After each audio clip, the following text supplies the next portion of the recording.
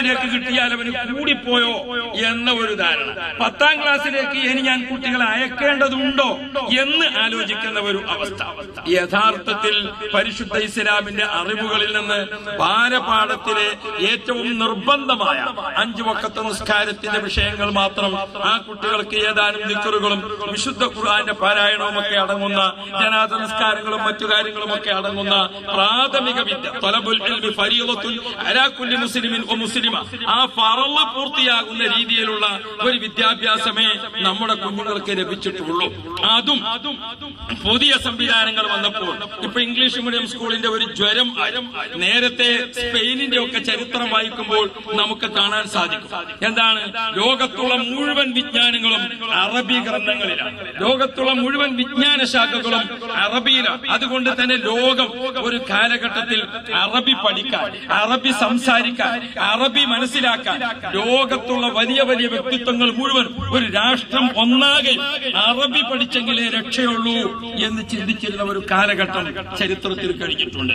എല്ലാവിധ വിശ്വഗ്വരന്മാരും അവർ മുസ്ലിങ്ങളായിരുന്നു, എല്ലാ ശാസ്ത്രജ്ഞന്മാരും അവർ മുസ്ലിങ്ങളായിരുന്നു, എല്ലാ വിദ്യാഭ്യാസ വിചക്ഷണന്മാരും അവർ മുസ്ലിങ്ങളായിരുന്നു, എല്ലാ ചരിത്ര പടുക്കളും അവർ മുസ്ലിങ്ങളായിരുന്നു. മുസ്ലിങ്ങളാൽ വിരചിതമായിരിക്കുന്ന ഗ്രന്ഥങ്ങൾ അതെല്ലാം അറബി ഭാഷ. അതുകൊണ്ട് അറബി പഠിക്കുക, അറബി പഠിക്കുക, അറബി പഠിക്കുക. സ്പെയിനിലേക്ക് ഇസ്ലാം കടന്നു ചെന്നപ്പോൾ പ്രിയപ്പെട്ട സഹോദരന്മാർ, സ്പാനിഷ് ഭാഷ സംസാരിക്കാൻ ആ നാട്ടുകാർ മറന്നുപോയി. അവരെ ജന്മ ഭാഷ അവർ മറന്നുപോയി, അതവര് പൂർണ്ണമായി ഉപേക്ഷിക്കപ്പെട്ടു.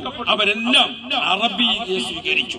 ഇന്ന് പ്രിയപ്പെട്ട സഹോദരന്മാർ, ഏതുപോലെ ലോകം മുഴുവനും ഇംഗ്ലീഷ് സംസാരിക്കണമെന്ന രീതിയിലാണ്, ഇംഗ്ലീഷ് പഠിക്കണമെന്ന രീതിയിലാണ്. ഈ ഇംഗ്ലീഷ് വിദ്യാഭ്യാസ ജ്വരം നമ്മുടെ നാട്ടിലുടനീളം സംഭവിച്ചപ്പോൾ നമ്മുടെ നാട്ടിൽ ഇംഗ്ലീഷ് മീഡിയം സ്കൂളുകൾ വർദ്ധിച്ചു വന്നു. ഈ ഇംഗ്ലീഷ് മീഡിയം സ്കൂളുകളിലേക്ക് കുട്ടികളെ അയക്കരുതേ എന്ന് പറയൽ ബുദ്ധിയല്ല. അപ്പൊ നമ്മൾ തീർച്ചയായും വീണ്ടും ഒരു നൂറ്റാണ്ട് പുറകിലേക്ക് പോകും. അതുകൊണ്ട് കാലത്തിനനുസരിച്ചുകൊണ്ട് കുട്ടികൾക്ക് വിദ്യാഭ്യാസം നൽകണം. ഇംഗ്ലീഷ് വിദ്യാഭ്യാസം ഉണ്ടാവണം, മറ്റ് വിദ്യാഭ്യാസങ്ങൾ ഉണ്ടാവണം. വേൾഡ് ഭാഷയായ അറബി പഠിക്കണം, ഉറുദു പഠിക്കണം, ഇംഗ്ലീഷ് പഠിക്കണം. ഇംഗ്ലീഷ് സംസാരിക്കുക, ഇംഗ്ലീഷ് പഠിക്കുക എന്നതൊരു ജ്വരമായി മാറിയപ്പോൾ നമ്മുടെ പണ്ഡിതന്മാർ, പ്രിയപ്പെട്ട ഉമറാക്കളെ, പ്രിയപ്പെട്ട വ്യാപാരി, വ്യവസായി, പ്രമുഖ വ്യക്തിത്വങ്ങളെ, നമ്മുടെ പണ്ഡിതന്മാർ ഇംഗ്ലീഷ് വിദ്യാഭ്യാസത്തോടൊപ്പം മതപരമായ വിദ്യാഭ്യാസത്തെ സമന്വയിപ്പിച്ചു കൊണ്ടുപോകുന്നതിൽ CBSE സിലബസ് അനുസരിച്ചുകൊണ്ട് നമ്മുടെ കുട്ടികൾക്ക് ഇപ്പോൾ പ്രാഥമിക കലാലയങ്ങളിൽ കൊടുത്തുകൊണ്ടിരിക്കുന്ന വിദ്യാഭ്യാസത്തിന്റെ കരിക്കുലം വളരെ ടഫാണ്. കുട്ടികൾക്ക് ഒരുപാട് പഠിക്കാനുണ്ട്. ആ പഠിക്കാനുള്ളതിനൊപ്പം പഴയകാല മദ്രസ പുസ്തകം നൽകിയാൽ തീർച്ചയായും ആ കുട്ടികൾക്ക് മതവിദ്യാഭ്യാസം പൂർത്തീകരിക്കാൻ കഴിയില്ല.